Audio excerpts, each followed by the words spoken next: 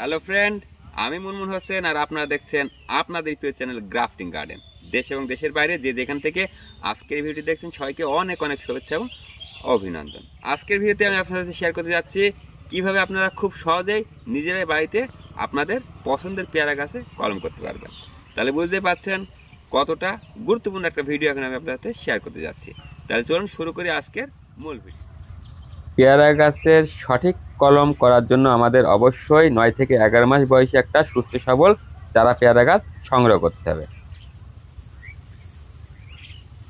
এরপর 8 থেকে 12 ইঞ্চি উপরে চারা গাছের মাথাটি কেটে দিতে হবে। এই দেখতে পাচ্ছেন ছালের অংশ, মাঝে কাঠের অংশ। ছাল এবং কাঠের মাঝের যে অংশ, এই অংশটি হচ্ছে ক্যাম্বিয়াম লেয়ার, আর আমাদের এখানে কলমটি করার জন্য কাটতে হবে। এখন আমরা আমাদের কলমটি করার জন্য সাইনটি রেডি করে নেব।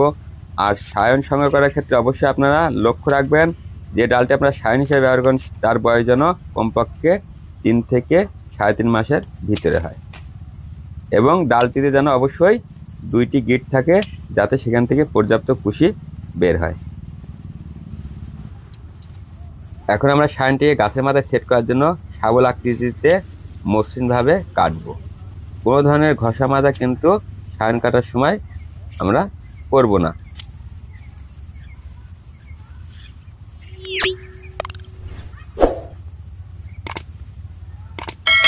আপনারা দেখতে পাচ্ছেন আমাদের সাইনটি কলমটি করার জন্য রেডি।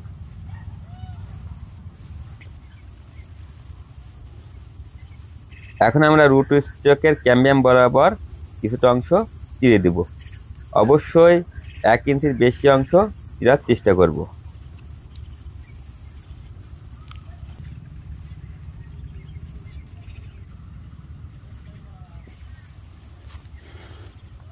এখন আমরা চারা গাছটির মাথায় আমাদের সাইনটি সুন্দরভাবে সেট করব।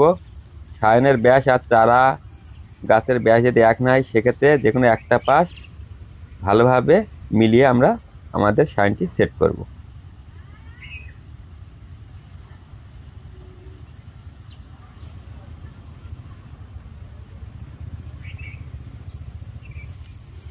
এখন আমরা কলমটি গ্রাফটিং টেপ দিয়ে খুব সুন্দরভাবে জড়িয়ে বেঁধে দেব।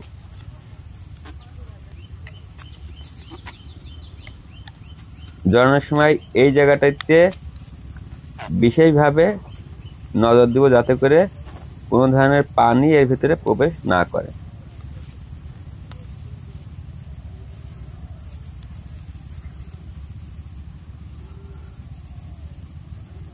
আমাদের কলমটি বাঁধার কাজ শেষ। এখন আমরা এটাকে হালকা সাইজের স্থানে রাখবো এবং প্রয়োজনীয় পানি দেব। আমাদের কলমটি সফল হলে এর থেকে আমরা 20 থেকে 25 দিনের ভিতরে কুশি দেখতে পাবো। আজ আমাদের কলমটি করার বয়স 23 দিন। আপনারা দেখতে পাচ্ছেন কত সুন্দর সুস্থ সবল কুশি বের হয়েছে।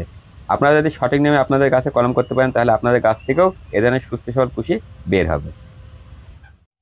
তাহলে ফ্রেন্ড, এই ছিল আজকের ভিডিওটি ভালো লেগে থাকলে অবশ্যই লাইক করবেন, বন্ধুদের সাথে শেয়ার করবেন, আর আপনাদের মতামত কোনো কিছু জানতে হলে অবশ্যই কমেন্ট করবেন। আর যারা আমার চ্যানেলটি এখনো সাবস্ক্রাইব করেননি অবশ্যই সাবস্ক্রাইব করবেন। আবার দেখার পরবর্তী ভিডিওতে। সে পর্যন্ত ভালো থাকুন, সুস্থ থাকুন, ধন্যবাদ।